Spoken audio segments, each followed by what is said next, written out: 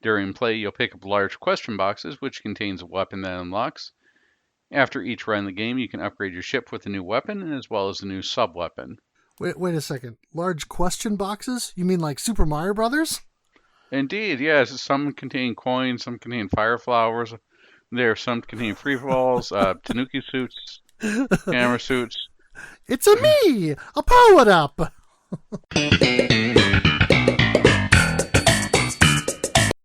Shoot the core cast.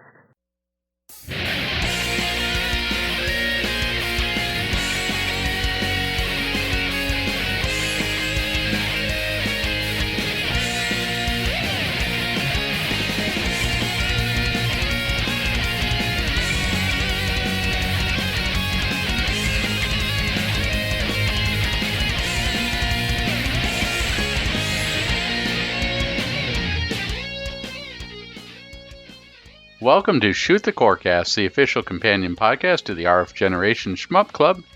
This is a family-friendly shmup-themed podcast that helps to put a little bump into your shmup grind. I am Addicted, also known as Addicted to Shmups, and with me I have... MetalFRO, also known as the Game Boy Guru. I'll start calling you the Fantasy Zone Guru after your stream last night. Oh, I don't know about that. Would you like to go ahead and talk a little bit about the RF Generation database? Yeah, RF Generation is the website we are affiliated with. That is where we host our Shmup Club, where you can join in playing the different Shmup game of the month, which is how we generate the ideas and content for this podcast. There's also the standard community playthrough that's hosted by Single Banana and Grey Ghost 81, where they pick a different game every month in like fashion. And we have a huge database of games where you can catalog your game collection, create wish lists, and set up a for sale or for trade list. We have great forums where you can come and discuss different topics with us. We've had an NES challenge going on last year and this year where people from RF Generation are trying to all team up together and beat the entire licensed North American NES library. And we've got... member doing kind of top 20 lists of the different consoles, and so lots of cool stuff going on, plus great articles on the front page. I just submitted mine, so hopefully that'll be posted on the front page soon, and a Discord that's active. We've got conversations going on there pretty much every day, so come and check it out, rfgeneration.com, and it is all free. You mentioned that we got all our ideas from RF Generation. I think we got them all from the Electric Underground. Don't tell Mark. All right. Okay, so I'd like to thank everybody who joined us for the month. And in this month's game, the game is Steel Vampire. Yeah, that's what we played during the month of April. It is a doujin release. And yes. As we'll talk about a surprisingly good one. Yeah. Before we get that, I want to make sure that we touch on the question of the month that I asked, that I've posed. So as I always say, we totally copied this from the RF Generation Playcast. So thank you guys. Cast. The concert cast, yes. So as the saying goes, imitation is the sincerest form of flattery. So we are flattering you guys every month. But the question that I asked on Twitter is, what type or subgenre of shooting games do you feel needs to make a comeback, and why? And we had some good responses on this one. So at ATG213 on Twitter says, the Cabal / Wild Guns / Sin and Punishment type. Unique and fun mechanics. And yeah, you know, that kind of, I don't know if you'd call that a gallery shooter, where you have a character that you can move around screen and shoot different enemies and targets and things like that. But I love those games. I played a ton of Cabal growing up, both on the NES and in the arcades. I never saw Wild Guns, and haven't played that one yet, but Sin and Punishment 2 on the Wii is an amazing game, and one that is, in my opinion, top 25 all-time Wii games, and something that if you're a shmup fan and you kind of like rail shooters or stuff like that, you need to own. So, yeah, I can get on board with that. Yeah, there's a third one too, isn't it? Like Bloody Gulch or something. It only came out in the arcades. I don't know about that one. No, it's definitely a Western themed one that came out in the arcade. I'm sure that someone's going to go, "Why didn't you talk about this as we're on here?" But there's definitely a third one that came out in the arcade. There's Cabal, and then there was a sequel to it. But yeah, Wild Guns is a perfect example of it as well, and Wild Guns Reloaded, which I would love to get to someday soon. Yeah. So next one is from @God Slime Smile. Guardian Legend series / Sigma Star Saga, games with an RPG / dungeon style overworld that turns shmup for battles or missions. A game like this, made by today's developers, would be great. I really enjoyed Sigma Star Saga, and maybe we can fit that in as sort of a guide-in episode. The Guardian Legend is also great. I think these type of hybrids are neat. I would expect maybe an indie game to ape this style. Hopefully we do see something along these lines coming soon. Something to the eShop would be nice, especially with the Switch's built-in audience. Yeah, I know there's some doujin and indie developers who are doing something like this, or doing things where they're crossing over genres and stuff. I actually backed the game Orange Island on Kickstarter, which is going to be released digitally on multiple platforms, but is actually going to be a physical cartridge release on the NES. And that's sort of an action platformer with, I think, light RPG elements, but it's also going to have some shmup stages as part of the game. So I'm looking forward to that. And yeah, I would agree. I think hybrids are a cool idea. Sigma Star Saga is one that I need to track down a copy for. I know we've got at least one RF Gen member who's been asking about that game, so we might have to check that one out.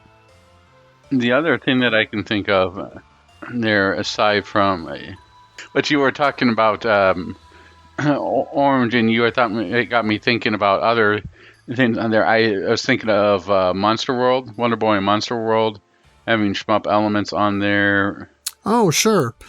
Or like a hybrid game, even on the, another one on the NES, like Air Fortress, where the intro to each level is essentially a shmup, and then when you get in to the bases, it sort of turns into sort of a half shmup, half Metroid type of experience, Yeah, that's another one of those games that I don't think too many people have played there, and it's really interesting. If you can probably find it pretty cheaply for a card, or give it a try on your Mister or NES Classic. Definitely a good game. Yeah, it's a solid game. It was made by HAL. So, @05Pro says timed score attacks like Macross 2 Arcade. Short, not insanely difficult, but tons of secrets to come back to. Yeah, score attacks. I mean, more and more games these days are including score attack modes of some kind. And so I would love to see that kind of caravan style shooters come back. I mean, I always enjoyed the games where I won't say, it's sort of like the opposite of today, where today it's all bullets, it seems like, with Danmaku games. But in those days, bullets. Yeah, big juicy bullets. But back in the 80s and early 90s, when there was a lot of the caravan shooting competitions and score attack modes and stuff going on, you had the Star Soldier series and all these games where there was just a ton of stuff to shoot on screen. And that was one of the things we talked about with Blazing Lasers, is I think it was stage 3 or 4, I don't remember which, the one with the sort of spider boss at the end. But there are tons of these little tiles on the ground that you can shoot on your way through the stage, and each one of them gives you points. And so if you can set your weapons correctly, or you can kind of route your way through the stage and maximize your ability to shoot down these kinds of targets, it really gives you that incentive to keep trying and trying and trying a level like that, so that you can keep getting a better score. So yeah, I would love to see more stuff like that. Yeah, I think that routing is probably the evolution of a caravan in some respects, but I agree. I think that just a straight up caravan mode would be great. I recently tried Flight of the Pigorus, and that was a lot of fun. So, look forward to that. We might be looking to include that sometime this year or early next year. Cool. All right. So our next one is from MetalFRO, and responding to God Slime Smile. There is a guy working on Steel Seraph, kind of similar to Guardian Legend, and isn't directly inspired by it, but he needs feedback from people or something like that. He makes like every possible mistake a first-time developer makes. Mistakes are good as long as you can learn from them and try not to repeat the same mistakes. And at least that's my philosophy. It's okay to be making mistakes on there. That's why everyone is those. So you look at Steel Seraph 2 will be a great title because it'll get everything fixed from the first game. There you go. At retrocade_media says, light gun shooters. I want someone to come up with some kind of solution that works well and takes advantage of like a laptop camera for tracking. And yeah, light gun shooters. I mean, we had a lot of that on the Wii because of how easy it was to translate that experience with the sensor bar and, the tracking with the Wiimote. So you had House of the Dead 2 and 3 Return and House of the Dead Overkill and, everything from cheap stuff like Attack of the Movies 3D or the Mad Dog McCree Gunslinger Pack. And then you had arcade conversions like Ghost Squad, and then the double pack of LA Machine Guns and, New York, something New York or New York something or other. Gunblade New York. I think it's Gunblade New York. Yeah, that sounds about right. Or more original stuff like Sin and Punishment 2 and Dead Space Extraction and things like that. And so a lot of that stuff, and I mean, some of that carried over to the PlayStation 3 and the Xbox 360. I mean, with the PlayStation Move, you had games that were capable of doing some of that with the PlayStation Move, like Killzone 3 or Heavy Fire Afghanistan or House of the Dead Overkill was on PS3 as well. Some stuff like that. Time Crisis. Time Crisis, yeah. Time Crisis is the one, not 4, but the Time Crisis, the one that comes with the Pirates one on board. I forget the name of the actual, but it's like a Time Crisis. Oh. It comes with Time Crisis 4 on the collection, but it comes with the rest of them, and you can use either the GunCon or you can use the Move, PlayStation Move on there. That is fantastic for doing that type of stuff. But where you're going to see a lot of the innovation in this has to be VR, right? Yeah. That's where you're going to see a lot of light gun shooters. And if you think, even something like Project Alex, even though it is very well done and has a lot more interactive elements on there, VR in its current state is almost tailor-made for light gun shooters. And I can't wait to see more of the stuff that comes up with that technology. Now, granted, it's probably going to be one player only, at least until the technology grows, but still, that's where I see it going. How about you? Yeah, I would like to see more of this as well, because I like that style of game. It's very pick up and play. It's something I can come home from work on an evening, and if I'm not hungry enough to eat right away, fire up the TV and, squeeze off a few rounds, so to speak. I mean, that got me thinking that compilation that you mentioned with Time Crisis and that pirate game. I can't remember what the name of it is right off the top of my head, but I know I've played it in the arcade and it's fun. So I'm going to have to look that one up.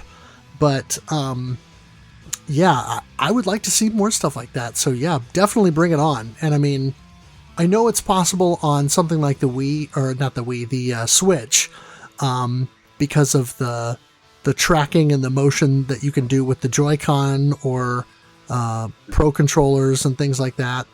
And so, yeah, I would love to see more of that. It's called Time Crisis Raising Storm is the collection. Yes.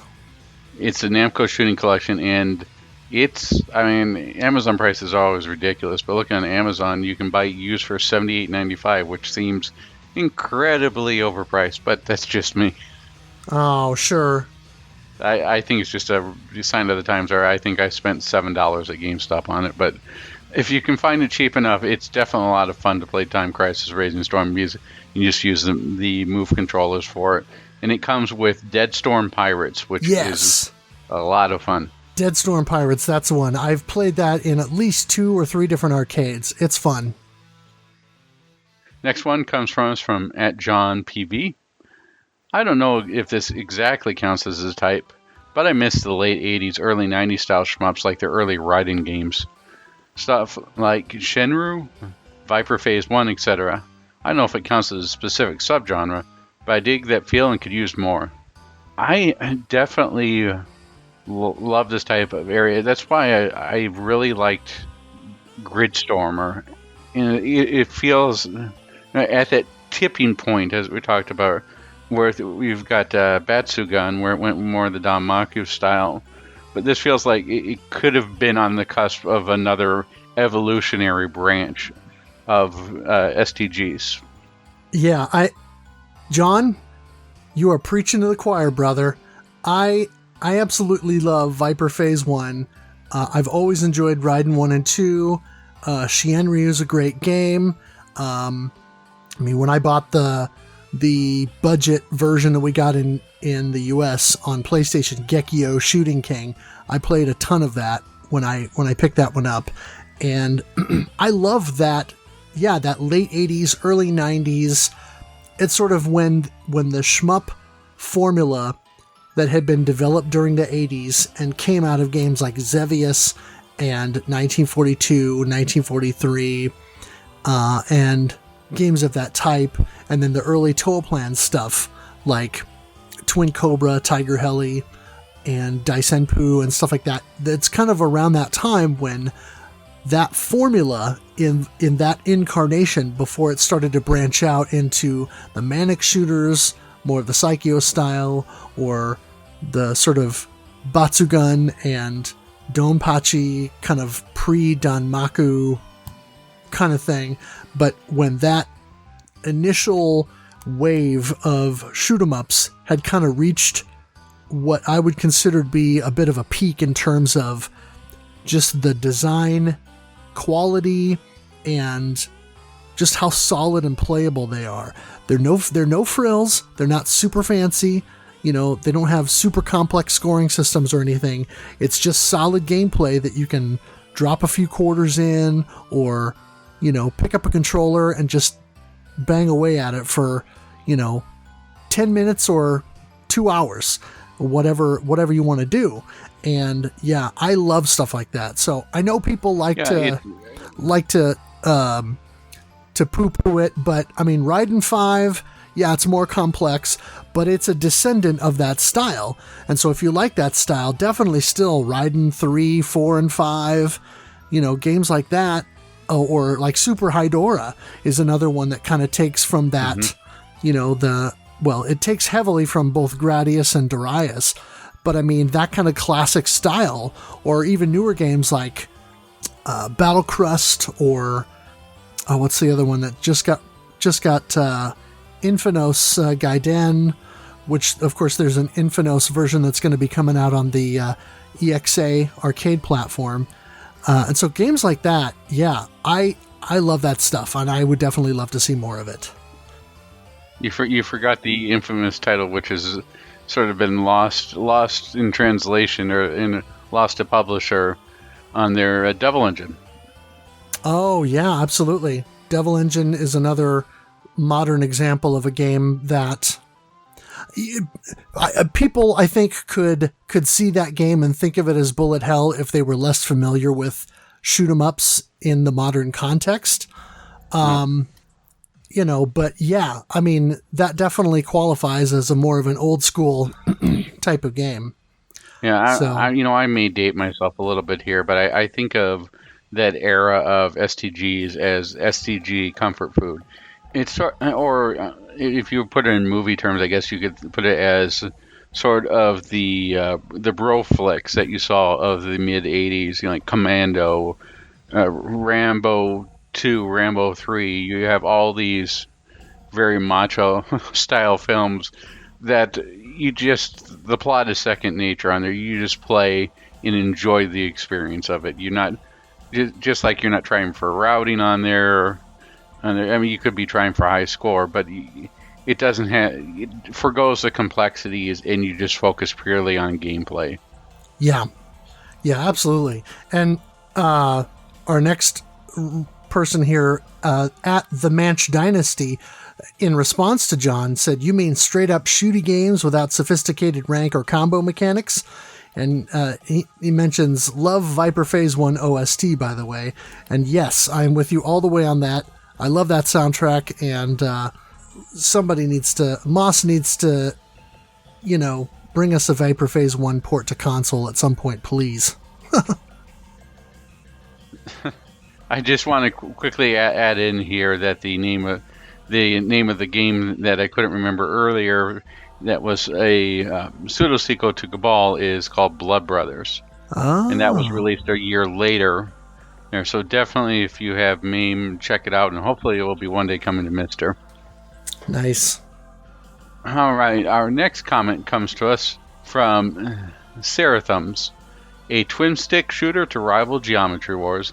Not a single game has even come close to the quality of Geometry Wars. I have to say, I really like Geometry Wars, but a game, at least personally for me, has come close, and it's not even with its own... It's more of a modern take on this, would be Renegade Ops. If you haven't played it, should be pretty cheap on Steam. It's a twin-stick shooter with military vehicles, and if you get the Steam, you can get on Xbox 360, I believe. But if you get the Steam version, you can get a special Gordon Freeman vehicle and character in there. But it's a twin-stick shooter where you're just going around and destroying stuff. Sort of like all the Commando type stuff, and it's probably one of the more surprisingly fun games I played, and it's usually on sale for very cheap. It's not something that's going to rival Geometry Wars, because that game just, the simplicity, and you've got everything going. The closest thing I found to Geometry Wars in there is that Space Ray Manta, which the psychedelic colors just really get to my eyes and cause me a headache pretty quickly there. Virtual Boy Syndrome. Huh.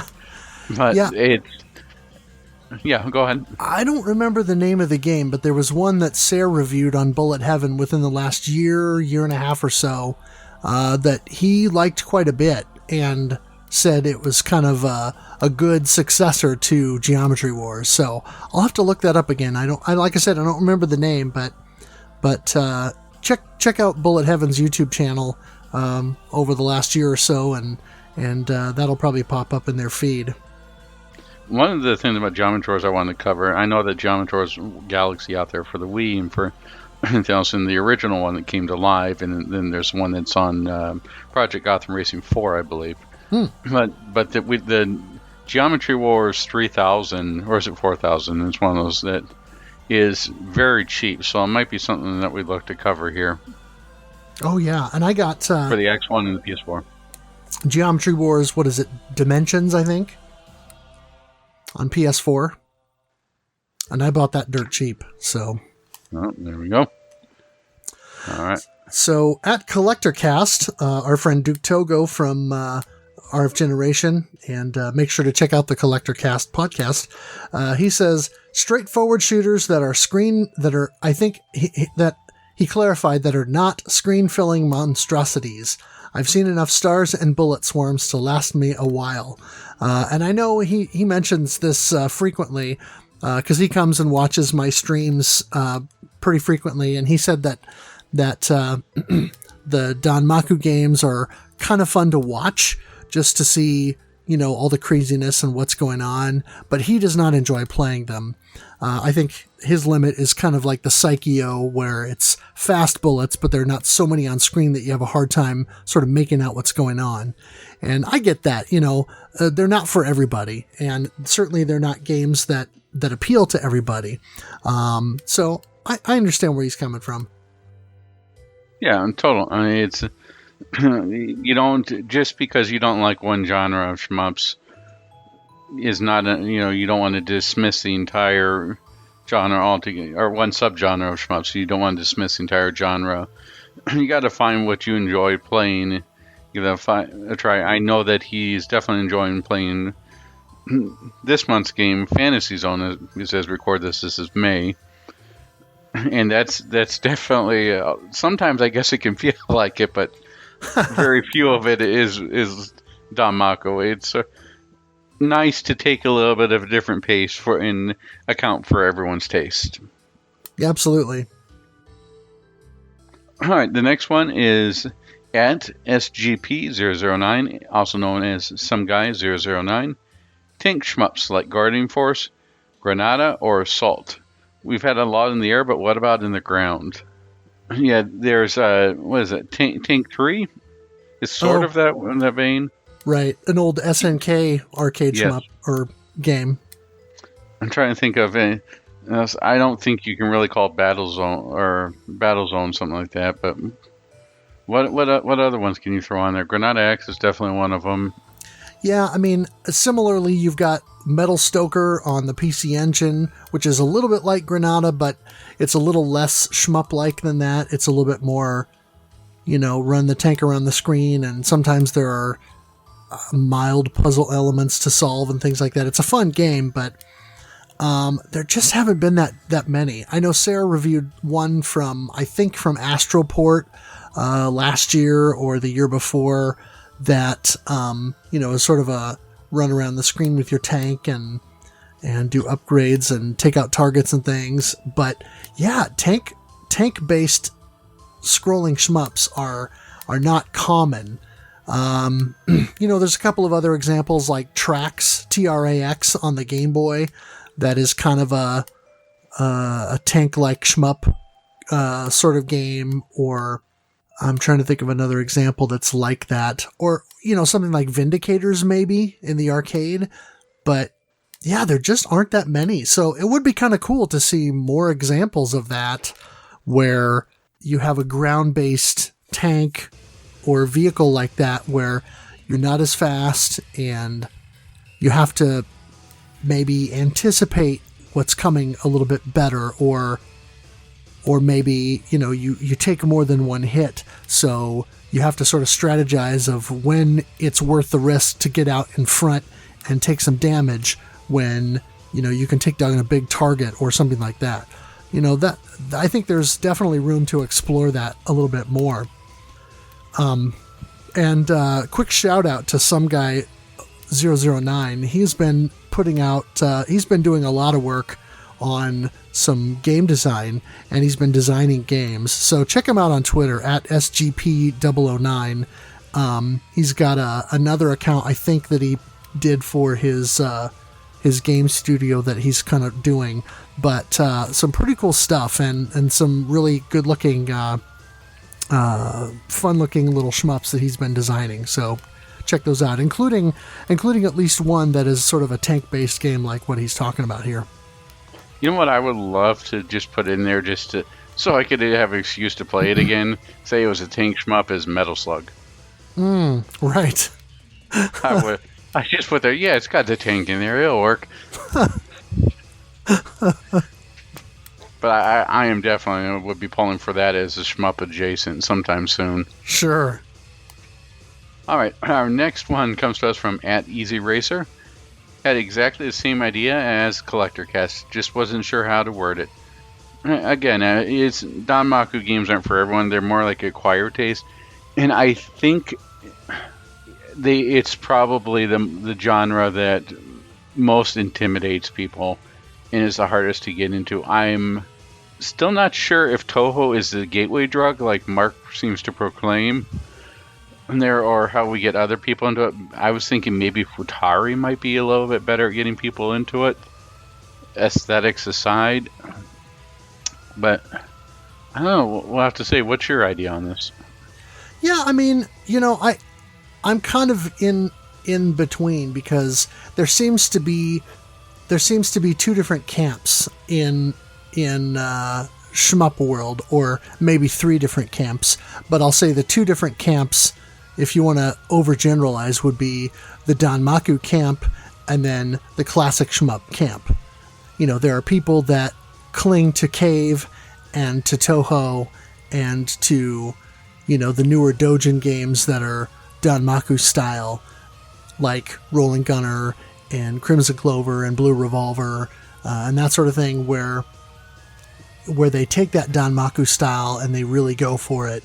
And then there are people like Collector Cast who are not into that style, and they much prefer older shoot-'em-ups that are more kind of twitch reflex games, stuff like Raiden or UN Squadron or that kind of a thing, and Toho Plan style games, and that sort of scene. And so, yeah, to really overgeneralize, that seems to be the two major camps within the shmup world. I do think there's ability to cross over. I mean, I was not big on the Danmaku games until the last few years, when I started to play them a little bit more. I started to understand them a little bit more and understand the appeal of kind of digging in and learning the game and sort of getting used to the mechanics, and then working on perfecting those things. And I always thought of shmups as a very pick up and play genre, and I think at its core it still is, because anybody can run to an arcade and drop a quarter into a shmup and get 5 minutes, or close to 5 minutes, unless you're completely terrible. But if you have moderate reflexes and you can see what's going on with some bullets and so forth, generally speaking, you can get a few minutes of enjoyment out of a credit in a game like that. But the real pleasure from the game, for me, comes from learning how to best that game. And so it's not about credit feeding through it and, I spent $5 and I beat this game. No, can I survive long enough to get to the end of the game without having to spend $5 on it? Now, I'm going to have to spend a lot more than $5 to get to that point. But then, when the day comes that I can walk into the arcade and stand in front of that machine for 30 minutes, and in 20 cents or 25 cents or 50 cents or whatever the credit is worth on that particular machine at that time, and get through the whole thing and walk away with my name on the board, that's the thing. And so, yeah, I think with a lot of those older shmups, that progression through some of those games may have felt faster and more satisfying, because they're a little bit easier to learn, I think, at their core, than some of the Danmaku games that might have more complex routing involved, or more complex mechanics, or things that may take longer to digest. So I understand that. Yeah, I think that Danmaku games, my main takeaway is I don't want people to feel intimidated by them. If it's personal preference, I have nothing against it. I want you to at least try something and see if it actually grows upon you, because it wasn't something that I was really into at first. But as I started to get more of appreciation by playing a little bit more and going, okay, I see what they're doing here, it really opened up for me. And so, again, I just want to say, if you tried it and you find it's just not for you, that's great. If you're just intimidated by it, there are certainly games you can try and see if it really is for you. Regardless of what it is, skill is skill, right? And you should be more proud that regardless of whether you're playing Danmaku or if you're playing a standard SDG, that your skill shows through and that you can put your name up on the board and you've mastered it. the one thing I do like about Danmaku games is it's sort of similar to playing pinball, where I can sort of get lost in it and you just get into that zone. For me, with the standard STG, it's a lot more about memorization of enemy placement. Like, okay, I need to do this, this, this, and this. And I get that same way with Danmaku too. But with Danmaku games, I can sort of get into a zone where I sort of just get lost into the game. Interesting. It's a little bit hard to describe, but I don't know. They just pull me in a little bit more with the way that's going. That's just me personally speaking. Play with whatever speaks to you, because they're games and they're meant to be enjoyed. Just don't put yourself out of opportunities by saying that you can't do something. Absolutely. And our final entry here comes from Zoido, who's one of our frequent participants. He says, caravan shooters like the Soldier series or Rekka. So you heard it here first, folks. Our audience, or at least a segment of our audience, wants caravan shooters and score attacks back. So developers, make it happen. Well, Crimson Clover has that. Absolutely. And so does the game that we're talking about today. It does. And what game was that again? That is Steel Vampire. Oh, I thought it was Potato Vampire. All right, go ahead. Alrighty. So, Steel Vampire was created by Japanese doujin developer Akiragoya and was known as Metal Mosquite or Vampire of Steel. It was released in 2017 and was available for download, as well as being promoted at Comiket 93. Akiragoya has actually been developing doujin titles since the 1990s and initially released several games on the Sharp X68000 computer platform. His final X68000 release, Death Ephemera, is a horizontal scrolling shooter with sort of an R-Type-like companion, sort of this weird green dragon, alien, demon thing or whatever that you kind of send out like you would with the Force Pod, and then it targets an enemy and it will sort of stomp on it and damage it until it's dead. But it definitely has a lot in common with 90s arcade shooters, and I would say some influences from the then burgeoning Danmaku scene because of some of the bullet patterns and spreads that are kind of starting to emerge in the game. The way you described the Force Pod, you made it sound like you're sending out the Hulk smash. Force Pod smash! Akiragoya's game art is heavily inspired by that of German artist H.R. Giger, with a heavy emphasis on dark imagery and body horror. And the majority of Akiragoya's games are shooters, and most of those are of the eroge style, meaning they are they combine body horror with anime-style characters and nudity. So unlike this podcast, most of Akiragoya's games are not what I would consider to be family-friendly. Oh, did they come on the PCFX?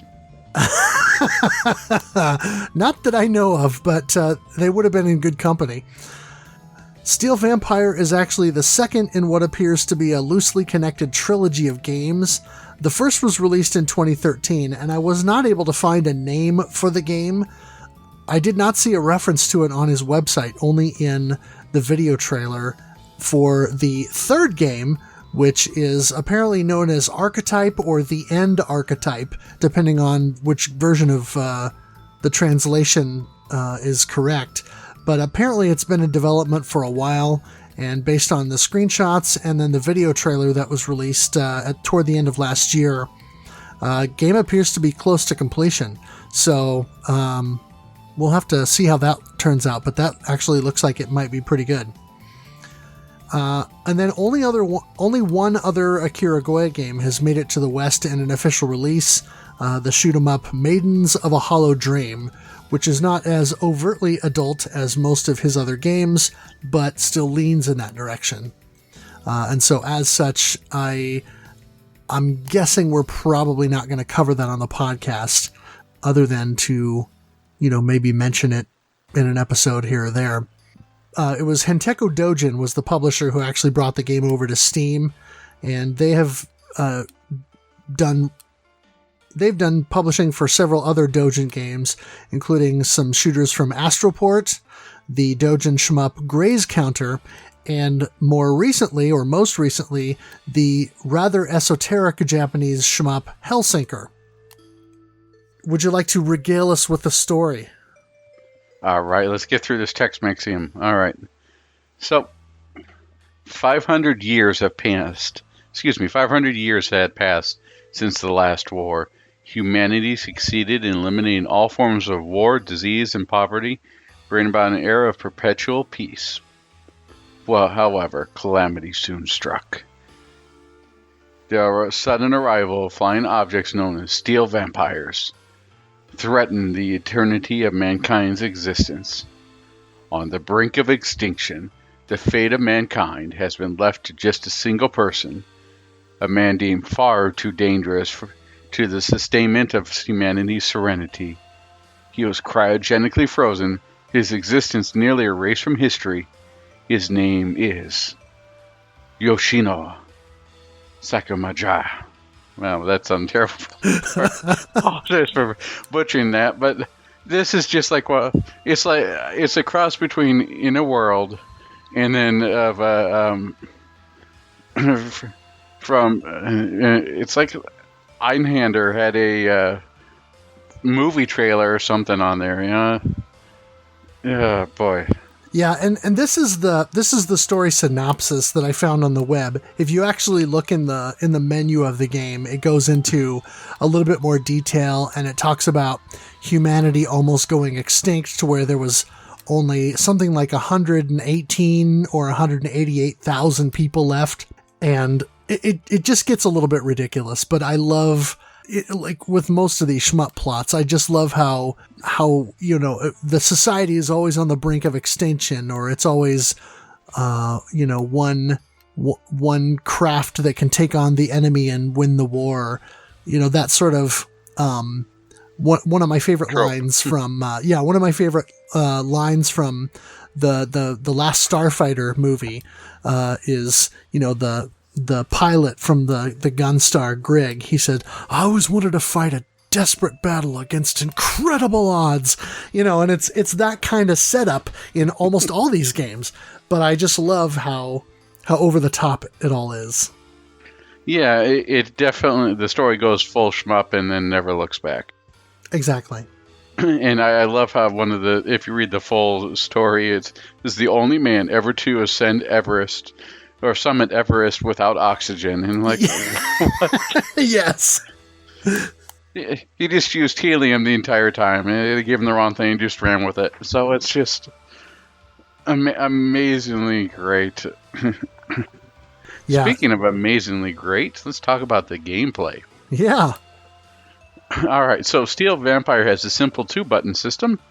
Button 1 fires your primary and secondary weapons. Each button press will send out an extended volley, but there's no inherent auto-fire, so you'll need to continually press the fire button to keep your craft firing.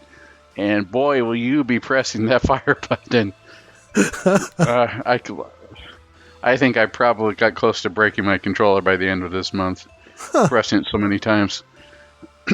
Press and hold the fire button will activate your ship's focus shot mode, which activates your sub-weapon and slows the speed of your ship considerably, same as you get in most cave-style Danmaku games.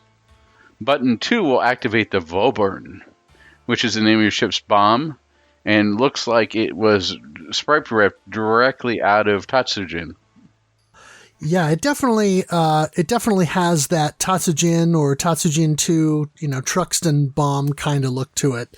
So I would say more than a little bit inspired by that, if not completely aping it. Now make sure not to say that name anymore, or you're going to summon Mark from the Intergalactic Space Game Show.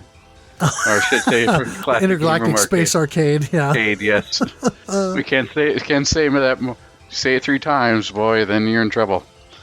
Yeah. I just wish I could say Truxton with as much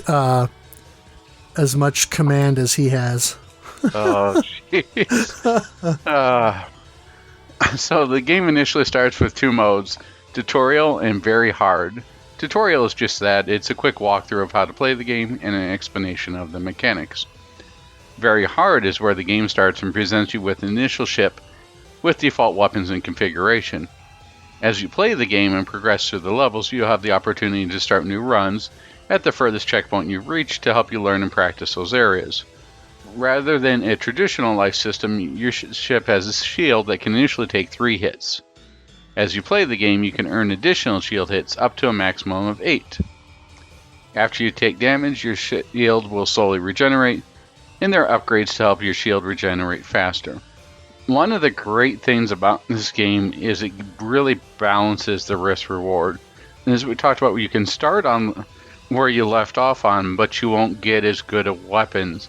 Here, and each time that you can do a run, you end up with a set of weapons that you can either scrap and get material for upgrades, or you can keep and use for extra firepower. So there's each run that you go through, in some ways it's a little bit like an endless runner type, but each way you get something that that's going to help you in the next run.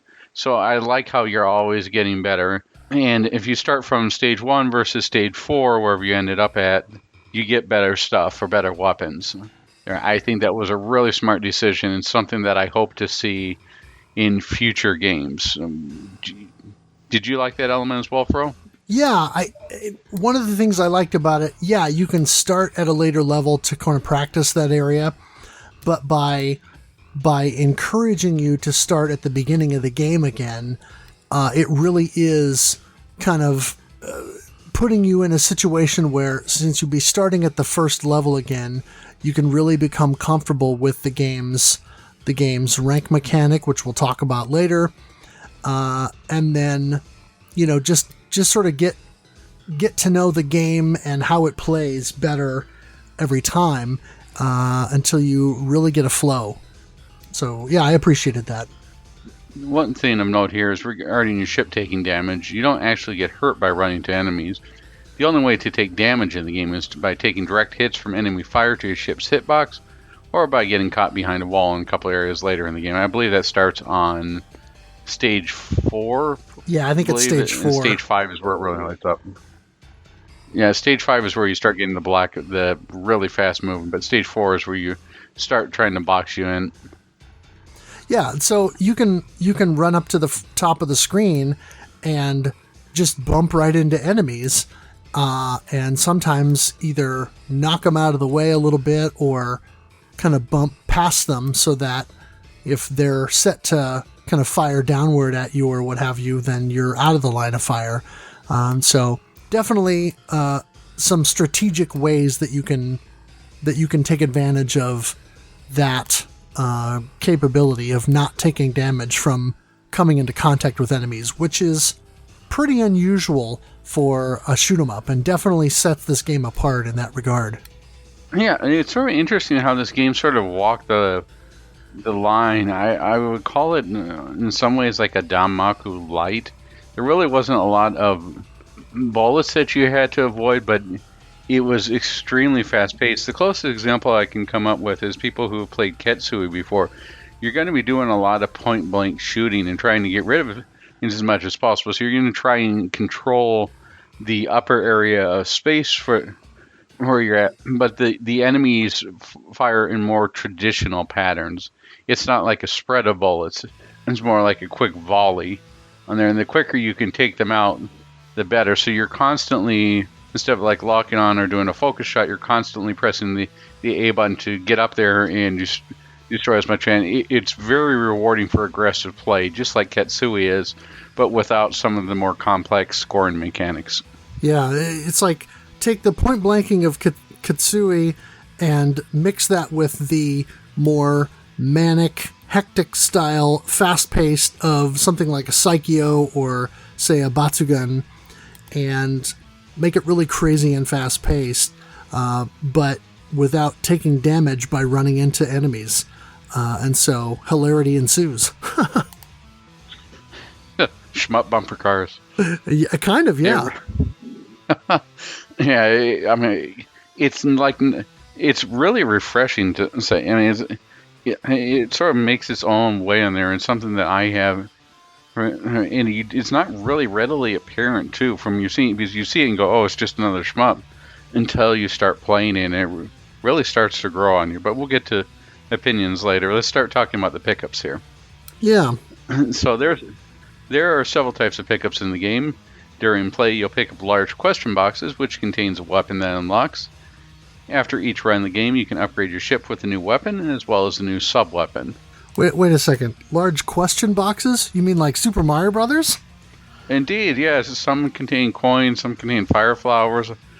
Some contain free falls, tanuki suits, camera suits. It's a me! A power-up! It's a doujin title. Anything goes. No. There you go. No. So, it's just like, it's a mystery weapon pickup on there.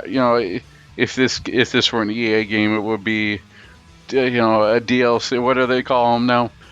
It's a surprise mechanic. Yeah. It's a surprise mechanic without you having to spend your E-Bucks or V-Bucks on it. Yeah. So, I really enjoy it. I mean, it tells you what it is as soon as you pick it up, and it's just like the level and what type of weapon it is. Right. But it's always neat to see that. I guess you get, it's like exploding piñatas, and you get shmup candy from them, or weapon candy. There you go. As you destroy enemies, you'll encounter red and green items known as combat logs. Each red combat log you pick up increases your rank by a factor of 5. Each green combat log you collect will decrease your rank by a factor of 1. You can gradually manage your rank this way to increase the difficulty to get more score, or lower the difficulty for the sake of survival. And I will say that by the time you get to, I'd say probably mid-30s, definitely by the time you hit mid-50s, the game gets really hard, so you want to manage your rank on there. Some of the enemies I was trying to milk at the Heaven's Gate boss, the one with the 2 dragons. I was sitting there like, okay, I'm just going to let my shield recover, because the other guys on the right-hand side killed everything on the left. And the game, after about maybe a minute or so of my shield recharge, maybe it's 30 seconds, that just said nope and just started doing huge bullet spreads to get me to start moving again. Yeah, that's one of the interesting things about the game, is that as your rank increases, the enemies become more aggressive, and, that's not unheard of, but then also their fire patterns become larger, faster, and they actually shoot much quicker when they come on screen in those situations. So yeah, managing your rank is really important in the game, and I like the fact that you can kind of do so very much on the fly. And it's obvious what you're doing, because you have a rank counter that's in the corner of the screen. Yeah, it's nice to see that too. And there is you saw it with stuff such as Pink Sweets and with Mochi Mochi Pork on there, but it gives you much better visual representation of what you should be doing, and a better feedback loop. I think it's definitely... I found it better implemented than within Mochi Mochi Pork or in Pink Sweets. We also, similar to what we would have within Stars or other pickups in this type of game, we have medals. So larger enemies will yield medals, which you can pick up for score. There are 6 different types of visual medals, and the 6th, the largest type, having multiple levels of score. Allowing medals to follow a screen without collecting them will result in your medal chain dropping and your default medal level dropping down. How far it drops is tied to how many medals you let fall off the screen. And the medals are very apparent. I mean, they look like little small groupings of skulls. That's the best I can come up with. Yeah, I was going to say the first one starts off with this looks like a little shield or a little medal, and then that becomes a double, and then that becomes a larger gold one, and then it becomes a double gold, and then it becomes this sort of much more ornate gold, larger shield thing, and then the the sixth type is this large sort of emblem that looks like this skeleton with a big skull at the top and this gold trim, and it's very ornate and really cool looking. And they're huge, and so it makes them easier to collect, which is nice, easier to see during all the chaos, and so it really helps you to kind of keep your metal chain a little bit easier, even with as much going on the screen. Most of the time, if you're dropping medals from these enemies, then you're going to be able to see them as they fall down toward the bottom of the screen, and hopefully pick them up, so that you're not dropping your metal chain. Yeah, the biggest medal really reminded me of something from Warhammer 40k. Sure. Destroying enemies will also yield 2 different types of colored chips. Blue chips are heart-shaped and will fill a little bit of your shield meter, while gold chips are tall and skinny and will fill a little bit of your Voburn meter. And your Voburn meter is the one that's symbolized by it's symbolized, it's almost like a bullet. Yeah. And the bullet, it's basically your bomb. It's your bomb stock, right?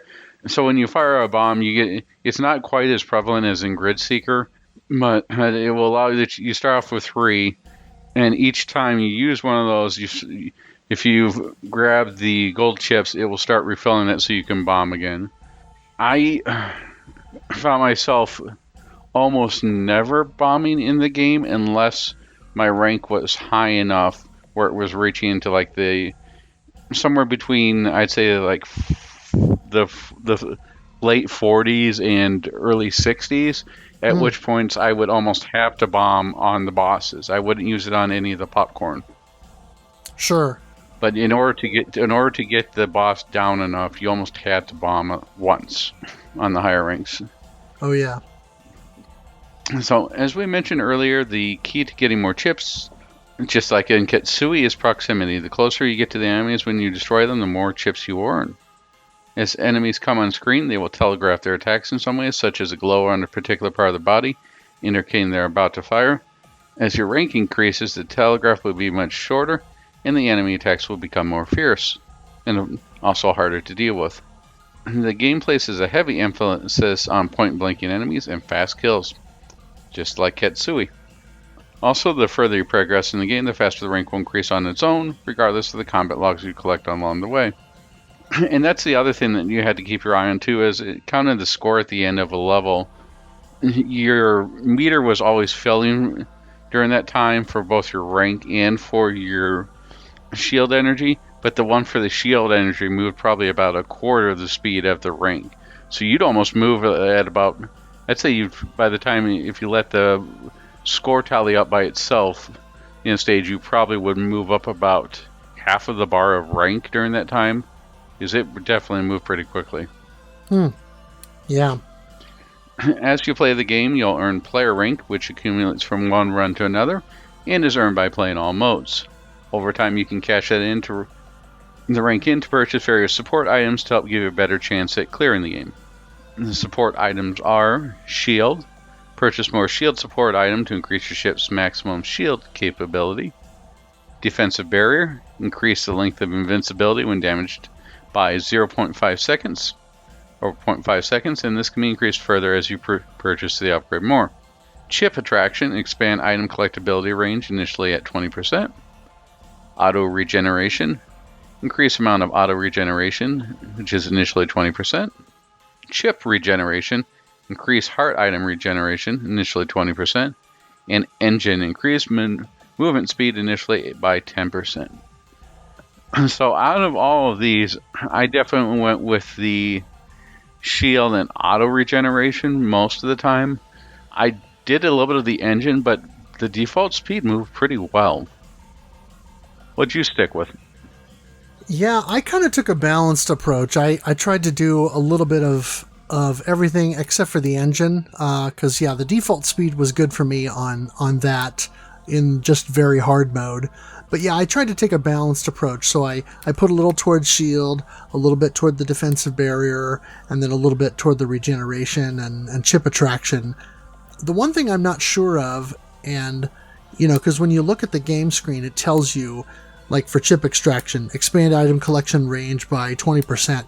I don't know if that's 20% based on where you're at when you're adding that item, and then when you buy another one, if it adds another 20% based on what your current range is, or if it's just adding another 20% based on what your initial deal is. I did not see anything that would indicate to me one or the other, but it still makes a difference either way. I would have to say the biggest, if you're trying to go through this, the biggest thing you can do is start from the beginning. Is by getting that, you'll end up getting the ships. And the other thing I should notice too is that they followed the color coding for the weapons that you get. There, I ended up getting a purple shot, and that served me for quite a bit of the game until I finally did a 1cc of very hard and then moved on to the next mode. Did you notice that as well? Different, like you got some yellow ones on there, the color coding?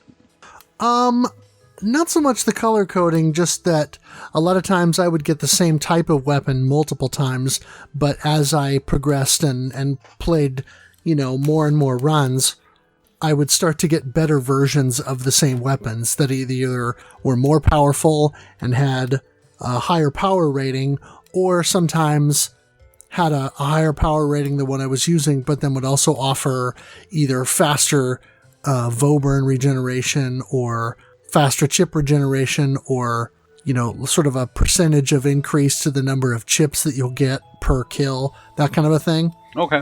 And so, I might get 5, in the course of playing, like, say, 8 or 10 runs or whatever, I might get 5 of the same type of weapon, but then, 2 of those are going to be low-level ones that I'll want to sell off and cash in, but then one of those might be better than what I'm already using by a pretty good margin, and then also give me a secondary benefit.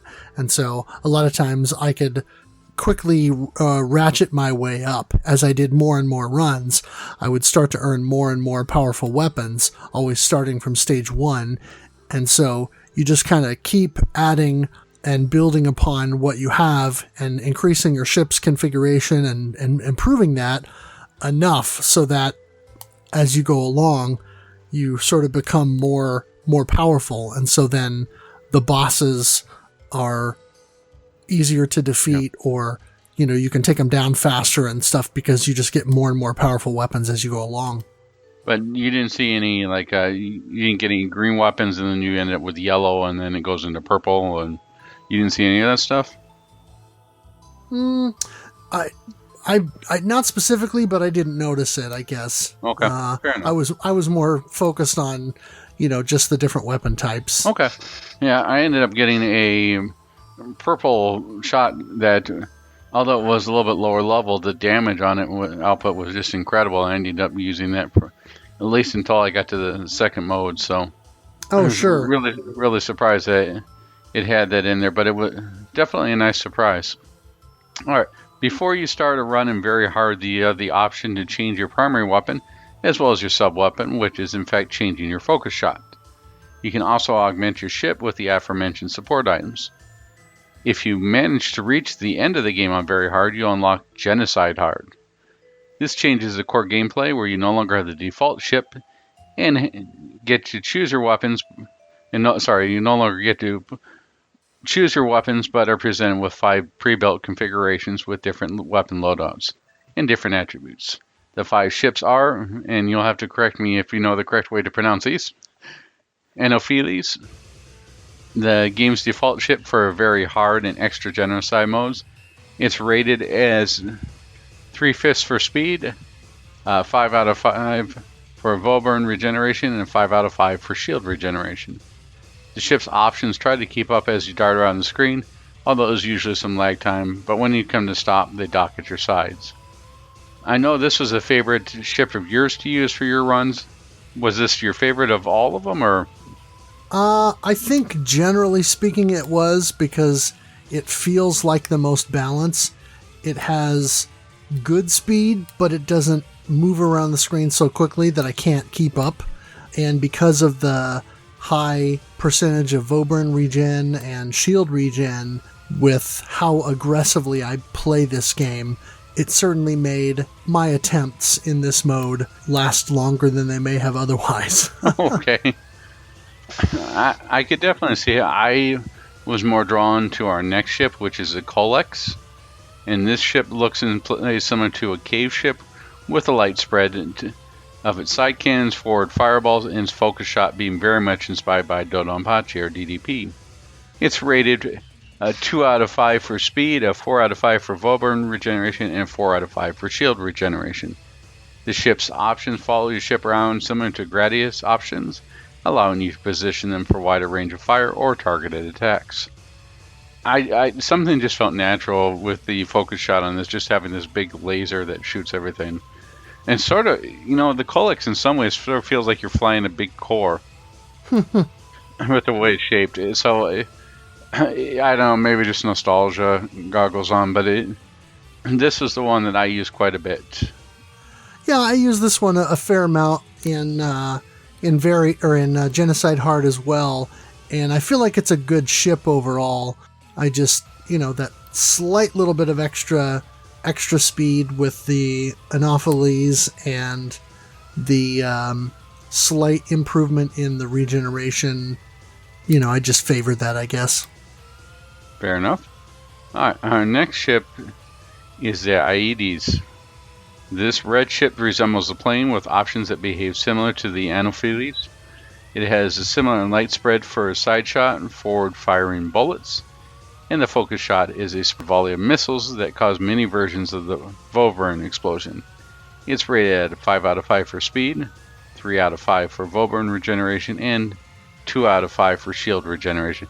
This to me really reminded me of the Mosquito in Strikers 1945 too. Sounds like live fast, but if you get shot or thing catches on fire, you're done. Yeah, this one moved way too fast for me. I was darting all over the screen like mad, and I know there are some people that like to do that. They'll go for 4 speed ups in R-Type or 4 or 5 speed ups in Gradius, and I just can't do that. Especially with the way that I was playing this game, I really need a little bit better control over the ship. So for me, this one was fun to mess around with for a little bit, but I certainly was not going to be able to hold my own with it. I want to see somebody who can actually take all the power-ups and rock on and manage to maneuver that ship. I think that's just an impossibility on there. Maybe humanly impossible. Maybe require a tool assist run on there. And one day we'll get to Kosogi and we'll get to rock on. And the next ship is the Manasonia. It's similar to the Naphtales in appearance. Though blue, the ship has the same type of light spread gun on the sides and a pair of central forward firing missiles as the main shot, which causes many Vauburn explosions on contact. The focus shot is a wide spread known as a ricochet shot, and does just that, bouncing off walls and enemies. It's rated at 3 out of 5 for speed, 4 out of 5 for Vauburn regeneration, and 4 out of 5 for shield regeneration. The options behave like the Anopheles. And I didn't use this one too much. It's just it was sort of a neat curiosity for me. It wasn't really anything that I could see myself being a main or even a secondary ship. How about you? Yeah, I messed around with this one somewhat. The thing about the ricochet shot is that is really good for stage 4 and stage 5 in the game because of the fact that you're going through areas that has walls and platforms and things, and mounted turrets and things, and then other enemies that kind of come in. And so that sort of ricocheting effect works really well because you're in much tighter quarters, and that way you're constantly throwing out stuff that's going to damage enemies. But up against bosses or or even groups of enemies, sometimes it's less effective. So it's very situational, and so there are times when it works really well and other times when it doesn't. So I played around with this one in Genocide Hard, but ultimately I didn't stick with it. It reminds me much of my car. Sometimes it works really well, sometimes it doesn't. Yeah. All right. So our last ship is the Armigaries, and this white ship has options that trail it like the Kolix, and has the same light spread gun on each side, as well as a pair of forward-firing lasers on the center. The focus shot is a series of 6 homing missiles, 3 on each side per volley, and it's rated a 1 out of 5 on speed, 2 out of 5 for Volburn regeneration, and 4 out of 5 for shield regeneration. So this is effectively the heavy ship on there. And I had some fun just trying this out, but in practice it just doesn't work so well because the game is so fast-paced. It does a great job of taking out popcorn, but when you get to the bosses on there, it's sort of like it takes a while for it to rev up and start to be effective, and that's hard to do as you're darting around the screen dealing with bosses. With the popcorn, you can sit back there and basically auto-fire your way to victory. Yeah, and when I first saw this in the Genocide Hard mode, I thought, ooh, a ship that's slower and might actually be easier for me to control. But by the time I unlocked this, because I unlocked it by getting a clear of the game, I had already become used to the frenetic pace and darting up to the front of the screen and, jumping left and right, cutting back and forth quickly to take out different enemies. So this slower speed ship just didn't work for me.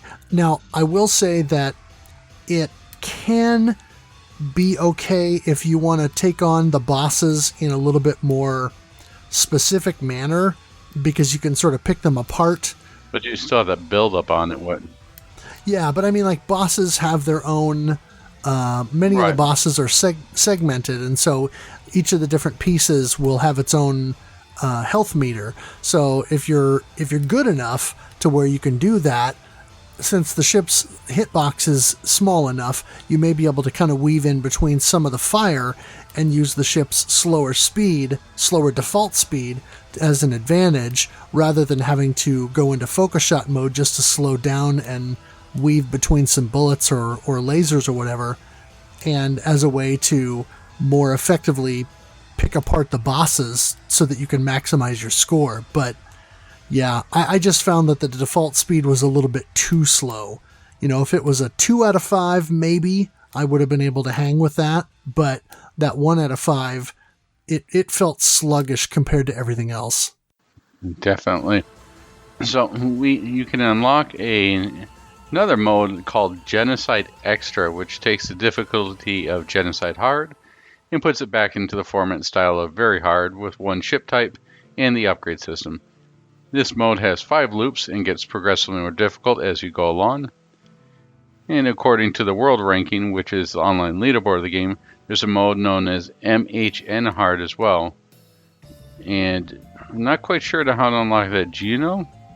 No, I did not find out about that. I know that Zoido got further with the game than anybody else, and so I was hoping maybe he would have some insight into that, but no. Other than seeing the rankings, I have not been able to find any information on the MHN Hard or what that even means.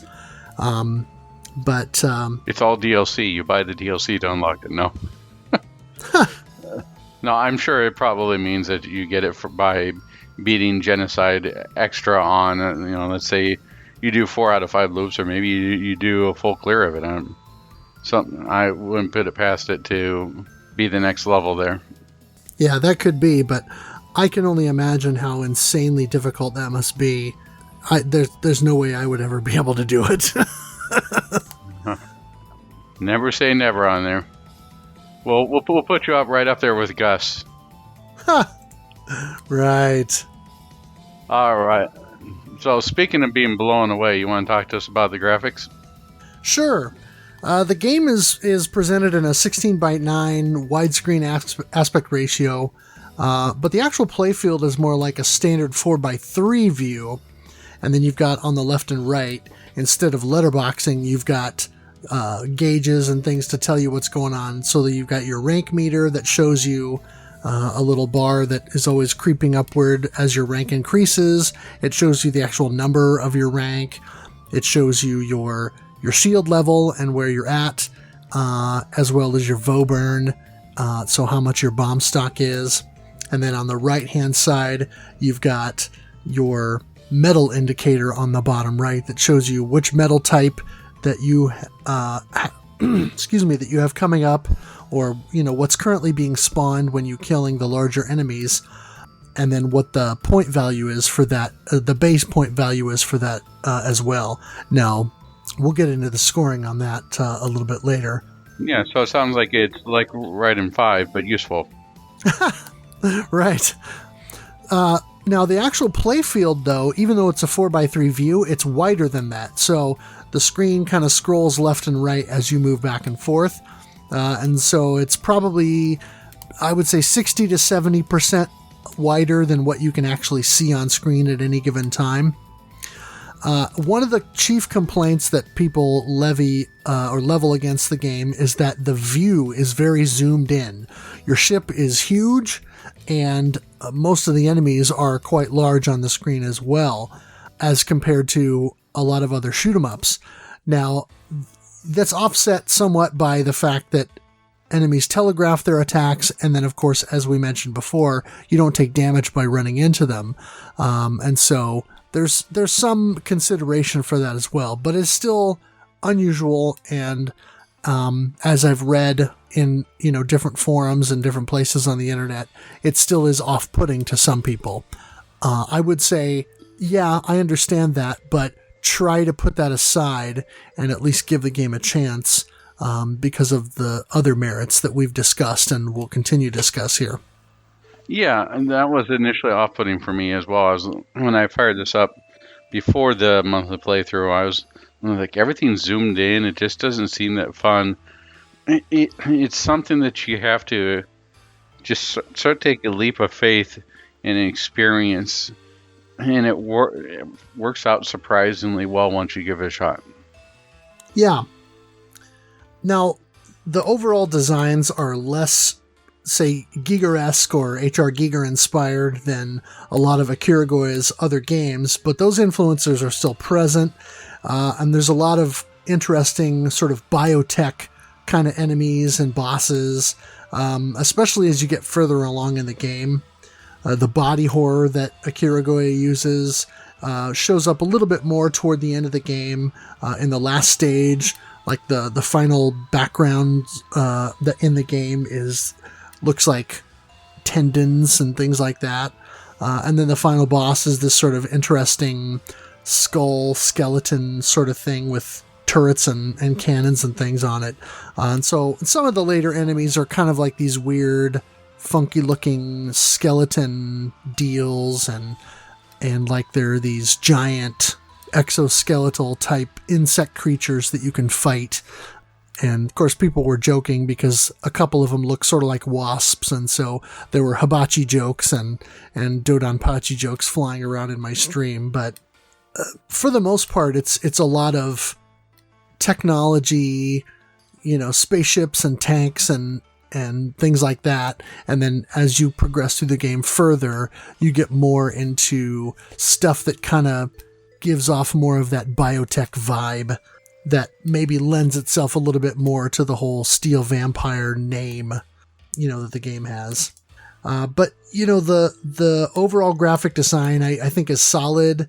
It has a dark and gritty look to everything, but there's still colorful, flourishes and things like that. The combat logs have a nice sort of neon effect to them.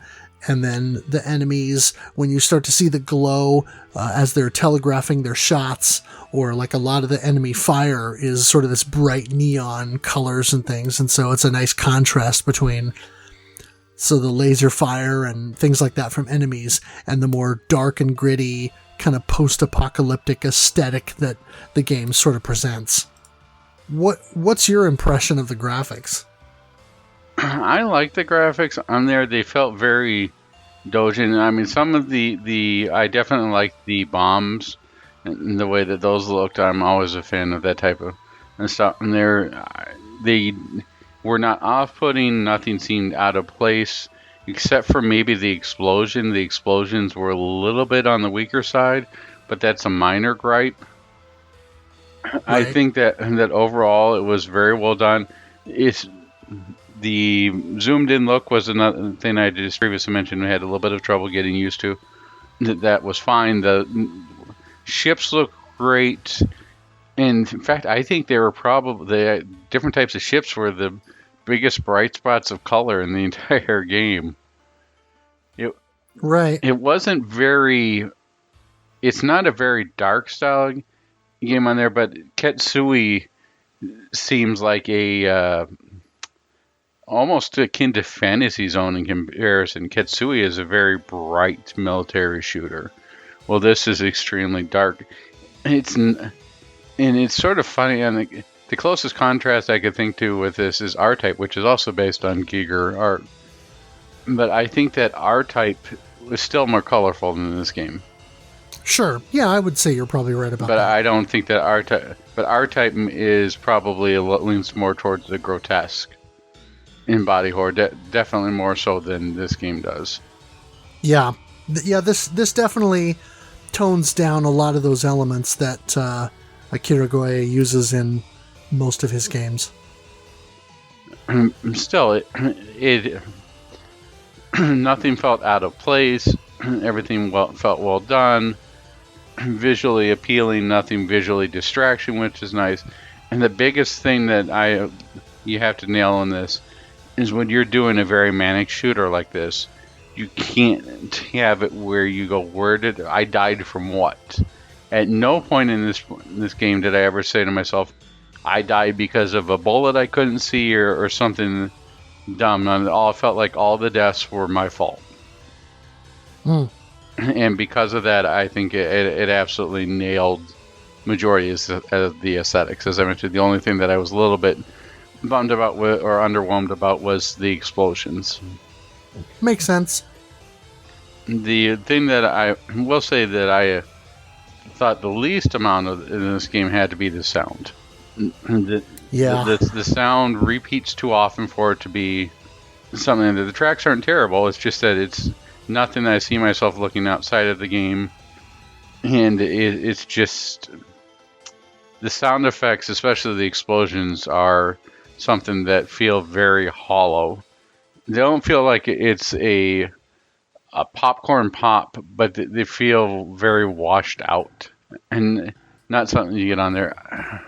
It's funny, as I'm saying all this, I remember what I originally jokingly called this game was Michael Bay Simulator because of all the explosions going off everywhere. But it's just the explosions themselves are probably the weakest point in the game, and they need to take care of what the sound. It added some more tracks on there. It would have been nice to have something with a beat to get you going, and that's where I think Ketsui really gets you pumping, especially with like stage 4. Really get that nice soundtrack, and it's memorable, and you just don't get it here. And I understand if you got one person work on it, it's hard to do, and doujin games are notorious for having issues with sound and with the explosions not quite being up to par. But this is where the game fell apart a little bit for me. Yeah, I mean, I felt like the sound balance in the game was very off. The sound effects were way too loud most of the time, and even if you turn those way down so you can hear the music better, then the music is kind of, I don't know, it's disappointing. It's eclectic, but not necessarily in a good way. Like stage 1 is upbeat, but then stage 2 is really funky and has this sort of slap bass effect. When I was streaming the game and getting into stage 2 frequently, a couple of people were like, what is this, Seinfeld? Because of that slap bass thing. Yeah. And then you get to stage 4, and it's this weird kind of like happy carnival music motif going on, and it doesn't fit. So did the slap bass really theme make sense? Did the slap bass theme start giving you flashbacks to the Mosquito composer of Ghostblade HD? No, it just sort of, I don't know, it just sort of threw me for a loop. I mean, I kind of dug the whole slap bass thing in that, but at the same time, I don't really know that it fit the game or that it fit the level. I don't know that anything musically in the game necessarily fit the game, either the intensity of the levels, the aesthetic of the levels, or the theme of the game, any of it. I'm not sure that any of it really fit. I don't know that any of it is objectively bad necessarily. I just don't know that any of it really fits. And that's my biggest gripe. No, I definitely agree. It's, let's say, serviceable at best. Right. So, and that is something that, yeah, it's disappointing, but don't let that dissuade you from actually trying the game. Because in the worst case scenario, you know what you could do with, just like we did with old NES games or even Atari's 2600 games. You turn off the sound, put on your own soundtrack. Or play some Dio or something. Get you really going. Or listen to a previous episode of Shoot the Corecast. Shameless self-promotion. No, we're not trying to get them to fall asleep. No. You should get them hyped up to play the game. There you go. All right. Well, let's move on to scoring. Yeah. So, as previously mentioned, the game puts a heavy emphasis on point blanking. You'll score more points the closer you are to an enemy when taken out, and that also spawns more chips, which also boosts your score. Sustaining your medal chain is important, because the highest level medals are worth over 10,000 points at base value. As we previously mentioned, rank plays a major point in scoring. The higher your rank, the higher your score multiplier, which affects the values you get for enemy destruction, chips collected, and medals. The risk-reward factor for maintaining a high rank is much of the game's driving force.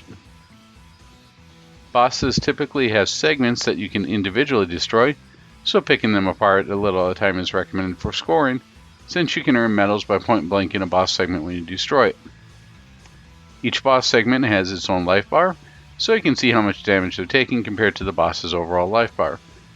And that's pretty neat, and something that I would think would be neat to see in a cave game or a future Danmaku game.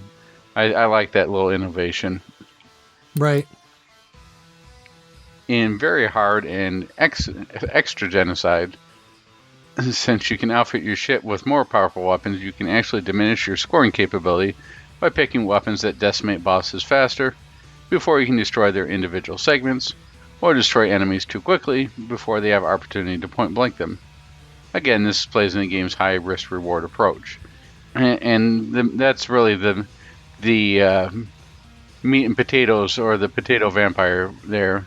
It's definitely a balancing act on there, which really introduces you to experiment, which really introduces you to go through multiple playthroughs, which really does well to draw you into the game.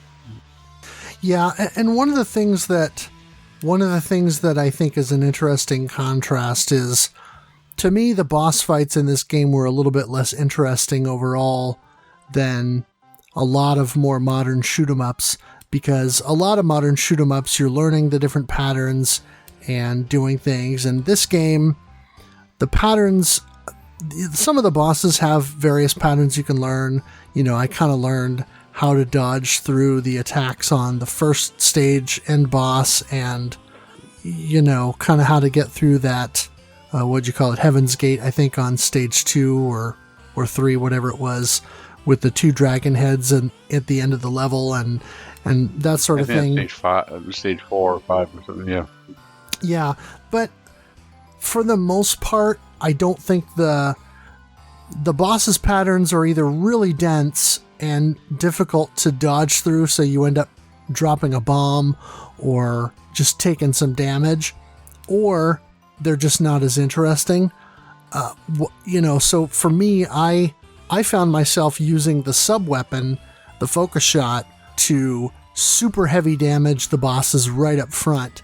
And then sometimes if I had the opportunity to pick off one of the pieces to generate some medals or something like that, but then as the boss was down to almost no health, trying to find an opportunity where I could go up and point blank it at the end to generate some more medals and chips to sort of get my little bit of a score boost there. But realistically, most of my scoring in the game came from the enemies, and that's probably a little bit of a missed opportunity. You know, if I was a little bit more specific about my approach with the bosses, I probably could have done more or done better in terms of scoring, but the bosses themselves really felt more like obstacles than specific challenges that I wanted to tackle.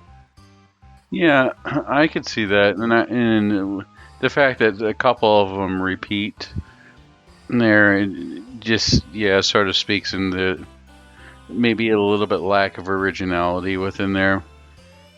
The bosses were something that I don't know. Yeah, I guess when dealing with the popcorn enemies is a lot of fun, you expect the bosses to be really well, and because of that, the bosses felt a little bit uninspiring. Right. Or uninspired. I mean, some of the bosses had cool names like Annihilation Fish or Murder Tank or, that kind of a thing, but they didn't quite live up to the names. And so, yeah, to me, the bosses felt like I wouldn't say like an afterthought, but certainly maybe slightly undercooked, whereas the levels was really where I felt like the meat of the game was, and where I got the most enjoyment out of it. Yeah, I could agree with that. There, I mean, how many times have we fought the Annihilation Fish? That doesn't. And I do have to say, I did appreciate the callback to. I'm sure it wasn't exactly for Grid Seeker, but I did appreciate the canyon level later on. Oh yeah. But there you fought I believe it was Annihilation Fish came back again, and you had to fight him again there. The bosses and maybe the sound are the two knocks that I have against this.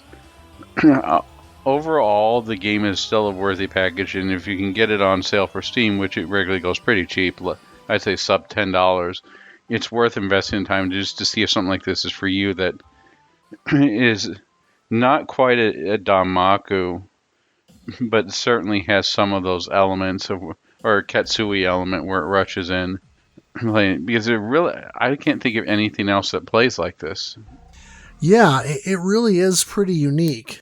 And as you mentioned before, it's kind of refreshing to be able to go in and just kind of go in and do the whole all guns blazing thing and not worry so much about where you are on screen or what, being in a particular position on screen or whatever. I mean, of course, as you play the game and you learn where enemies are going to come from the next, or where the next batch or the next large enemy is going to spawn, since a lot of them, you can kind of see where enemies are coming from because you see shadows underneath the ground as they're coming on screen, or you see large enemies kind of come up from behind you or underneath and then sort of come up to your level. So you can see a lot of that happen, but it was refreshing. You don't have to worry about routing. Yeah, it's less about routing. Yeah, I know, these enemies are going to be over here, so I got to dart to the left, or there's going to be a group of enemies coming over here, so I got to move up and over slightly so I can start taking them all on. You kind of get that organically. It's not like you're planning a route. You just sort of start to build that muscle memory. But it's much more about those aggressive, in-your-face tactics, getting in and point blanking, taking out enemies as they're coming on screen before they even have the opportunity to attack, and then along with that, getting as many chips as you can so that when you do take damage, you're regenerating health, and so that when you do, you have to use a bomb, you can get some of that back too. This is not a game where you can panic bomb necessarily, because there's a little bit of a delay between when you hit the bomb and when it's effective. So you have to be a little bit more intentional with your bombs, I would say, which is, as you said, one of the reasons why you maybe use a bomb during the boss to take their health down really quickly so that you can just sort of dispatch them.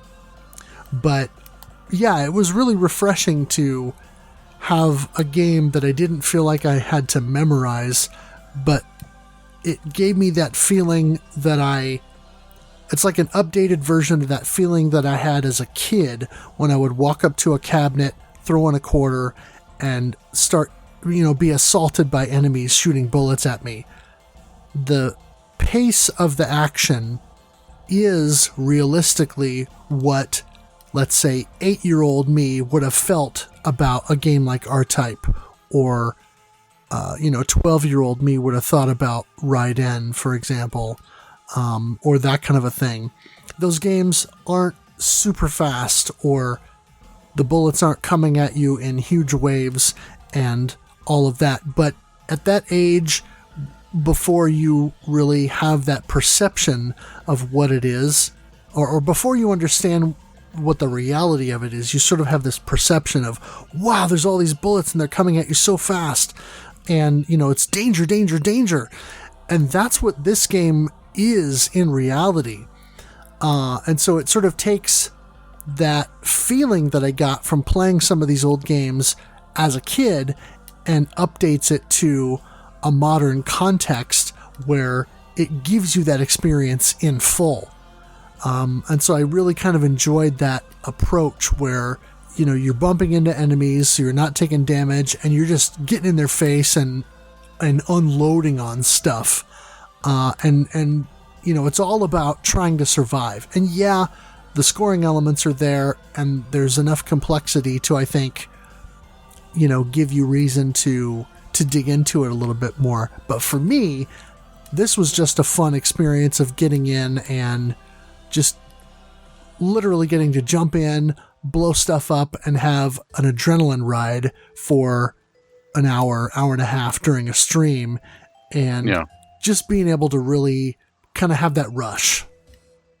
Yeah, it's just as I would jokingly call the Michael Bay simulator. It's the STG equivalent of a popcorn flick, right? Kind of, yeah. You get your 5 minutes and you feel like you've gotten something enjoyment out of it. And the nice part about it is because it allows you to keep upgrading your ship using the items you get from after each run, it gives you that nice level of progression. I think that was very well done. Yeah. So definitely grab it if you can find it on Steam and on sale and give it a shot because you may end up liking it. So we've talked about what we thought about the game. Let's go to some of the community thoughts about this game. And our first one comes from Zoidal. He says, cool, got it on Steam. Haven't played it too much yet, so that's a good opportunity for me to take a closer look. I'm in. Later post, did a few runs during the last days. I played mostly for survival and kept the rank moderate in later stages, so I got it clear and very hard for the first time yesterday. Also played the extra genocide mode. It's unlocked when you finish the game on very hard and has 5 loops. Made it to stage 1 mid-boss of the 3rd loop, 113/31. This is a lot of fun. Later post, responding to @Smackifader. Thanks and welcome to the club. Smiley. Good job so far. Keep pushing. And he gives a little muscle emoji. What? And later on, somebody named MetalFRO says, congrats on the clear. I reached stage 5 of the 3rd loop on Genocide Extra yesterday. Still trying to improve in Genocide Hard. Stage 1-4 is the best I could do. Later post, I'm still figuring out what's good for scoring. At the moment, I try and play stages 1 through 3 on a high rank, but not too high so that I can still dodge and don't get hit too much so I can keep my metal chain. In stage 4, I try to keep the rank moderate for the same reason. In stage 5, my rank and metal chain usually drop to the speed trap section, so I try and keep it up as good as possible and build it up for the boss battles again. In stage 6, I try a full-on rank and point-blank all enemies. I also try to destroy the different parts from all the bosses and the bigger enemies to get the most medals and bonus points. but this becomes a lot more difficult the stronger your weapons get because they literally nuke them right away. Later, post responding to a post made by Dingo, I felt the same way. I bought it on sale, played a few runs, and thought it's nice, but wasn't hooked. Now I'm digging more into the game, I'm having lots of fun. And yeah, that's definitely, again, echoes this statement. Find it cheaply on sale and give the game a chance. You may just like it. Alright, later post. Very hard is like grab a gun and wreck everything. It becomes easier the better weapons are. And extra genocide is like, let's see how far your best weapons can get you. But genocide hard seems to be the actual game with default ships and no further options. From what I understand, the blue gems are for upgrading your shield. In Genocide Hard, I tried to play the first stage on even rank because your shield upgrades faster and you get more blue gems. And progress is easier with more shield points, of course. In Stage 2, I start by collecting more green items to lower my rank steadily throughout the stage and try and stay on very low rank as far as I can from Stage 3 on. Final thoughts. Steel Vampire is a lot of fun. I bought it a while back and checked out for a few runs, but I liked it, but wasn't overly excited for it. But when I came back in April, I learned how the game works and had a lot of fun. I think I found one of my favorite Shmup Club games for 2020 already. There's going to be a lot going on screen, lots of explosions and screen shaking. That Michael Bay effect. Sometimes it seems that the game is not too much fun about dodging, but a lot more about shooting. The left and right scrolling of the screen is sometimes a bit frustrating, as you run in bullets or enemies you couldn't see because they were off screen and things getting a bit too fast and hectic, so you lose your rank and shield and have to recover. But the easier the mode loops are very forgiving and let you recover fastly. If you lose, the metal chain is pretty annoying anyway. Yeah, this is one of those games, again, that we mentioned, that does not suffer from Gradius syndrome, and I'm very thankful for it. For sure. So big thanks to Zoido for his participation for the month. Saturday Development jumped in and said, looks good, I'm in, but then didn't post any further in the thread, although he did participate in some discussion in the Discord. He and Zoido and I were kind of going back and forth a little bit during the course of the month.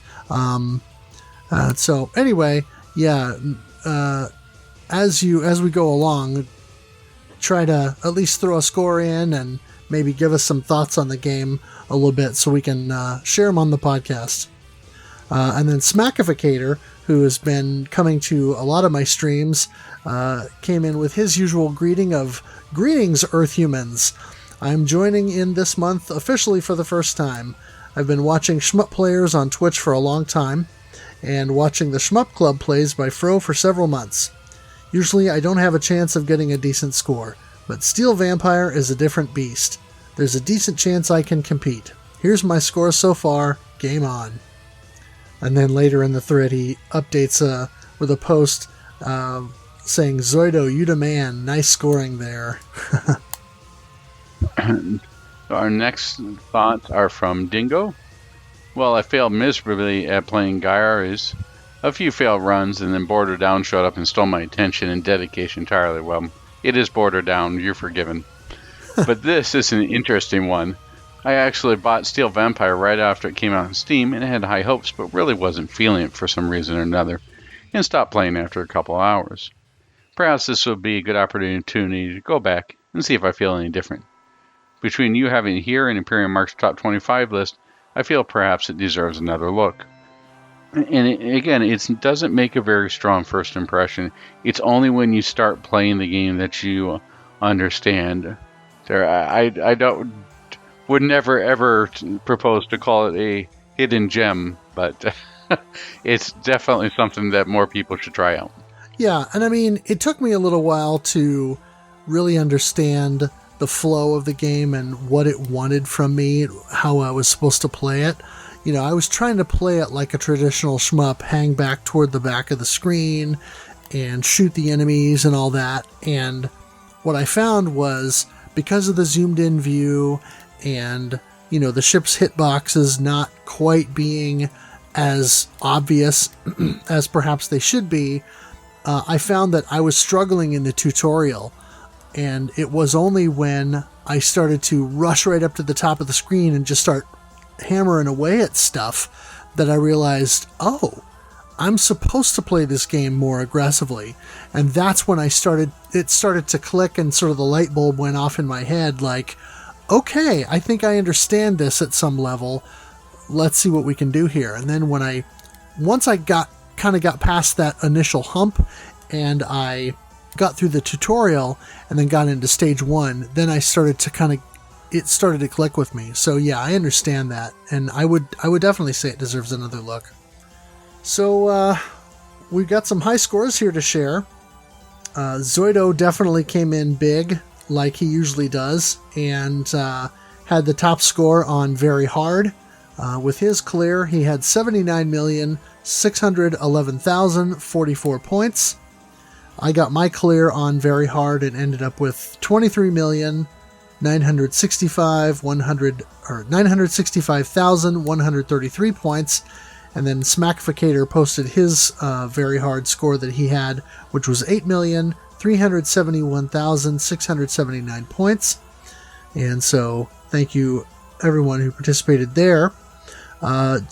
Genocide Hard, Zoido is the only one who posted a score. I played that several times, but I must have forgotten to throw a score up in the thread. So he ended up with a score of 9,113,844 points. And I think he said that he got to 1-4 was as far as he got. Maybe the boss in 1-4 on Genocide Hard. In Extra Genocide, he did say that he reached, I think, the third or fourth loop in that, and had 177,910,018 points. Meanwhile, I was stuck back in, I think, 1-3 or 1-4 on Extra Genocide, and so I ended up with 33,931,130 points. I was kind of trying a little bit more for score on that, but very much feeling the burn, so to speak, of the rank. And then in the score attack, I actually did pretty well on stage 1. I ended up with 3,553,107. And then Zoido's stage 1 score attack was 1,755,224. And again, he posted a stage 2 score attack. I did score attack for stages 1 through 6 and took photos of them, but I just forgot to post the rest. So he had 2,479,649 points in stage 2. So thank you to everyone who participated and for all the score submissions during the course of the month. Again, thank you for everyone who participated and submitted scores as well. So, final thoughts for this. I definitely say, again, a potato could probably run Steel Vampire, so wait for it to hit sale on Steam, pick it up, and you might just end up liking it. Yeah, I mean, it's not a game that I'm going to guarantee you're going to spend a lot of time in, but I think it's a game that if you put the time in and dig in a little bit, you can find some fun with it. And this would be a nice palate cleanser after something that's a little bit more meticulous, something like a Ketsui, or something that's going to require a lot more precision play and routing and things like that. This is one of those games that you can dive in and I just want to blow stuff up, but there's also those other elements like the scoring, the meddling, and the collecting of the weapons and kind of constantly upping your arsenal and things like that, that you can sort of get into and have some fun with. But then, as we kind of discussed during the course of the month, once you get a clear on Very Hard, which I think is very doable, especially once you start to build up really powerful weapons that decimates stuff, especially when you start to employ the focus shot, which is a lot more powerful and devastating most of the time. Very Hard is a doable clear. I mean, I cleared it within 3 or 4 days of starting the game. So put in a little bit of time, you can get that clear, and then you'll unlock genocide hard, and it almost feels like that's where the real game opens up, where you have these pre-built configurations and you're tossed into this game with the same enemies and the same layouts and everything, but it's harder, and you don't get to make those choices anymore. This is what you have to work with, make it work. And so it gives you two different approaches to the same game. And so there's a lot of flexibility there. You can play it how you want it. Do it on very hard, which is sort of a cheeky way of giving you an easy mode by calling it very hard, and then calling your other modes genocide hard and genocide extra, and then whatever MHN hard actually is. But it gives you a lot of flexibility and a lot of different ways to kind of approach it. And so I think there's going to be, I'm not going to say something for everyone, but there's certainly going to be enough variety to give a wider audience something in here that they can latch onto. All right. Speaking of stuff on latching into, we are latching on, as we record this, we've already latched on to our game for May, which is the Fantasy Zone. This has been a title which I have seen and played just briefly for 5 or 10 minutes several times. So I'm excited to dive in and try out the different versions. I am going to be primarily playing on the Mister, so I can cycle through most of these versions and sort of get an idea of the differences. And then I'll probably fire up either the Switch version or the Saturn version to really see how I can dive into the arcade. I haven't started whistling the tunes on there, but so far it's been great to see all of the differences, and I really like the PC Engine version despite the sort of limited graphics on there and the limited sound for what it should be for a title on the PC Engine. And the Sega Master System is definitely interesting on there. But I have to say the one that surprised me the most so far has to be the Famicom version, the Sunsoft version for the Family, because that does stuff that is quite impressive for the Nintendo. For having sure. a lot of those big sprites on there, nothing, and it doesn't like the actual Tengen version for the Nintendo NES or Nintendo Entertainment System. It just really draws to a crawl when the bosses explode and you get those money sacks. Oh my gosh, that's just such a slow down. But playing everything's super smooth on there. So once again, Sunsoft pulls it off. But I'll look to discussing that more in detail as we get into recording in June. Yep. And speaking of June, in June 2020, we are going to be doing our very first crossover with the Playcast and the regular community playthrough. So we are going to be combining playthroughs for the month of June, and we're going to be doing something that we would consider shmup adjacent. One of the more prolific shmup developers in the 90s, Psychio, they did a collaboration with Capcom, and they produced the game Cannon Spike, also known as Gunspike in Japan. And this is a Dreamcast game that is sort of a proto-twin-stick shooter type of a thing, but without the twin sticks, and kind of running around in an arena and shooting different enemies, a combination of shooting and melee attacks, and different things. And it's got some characters from various Capcom franchises over time.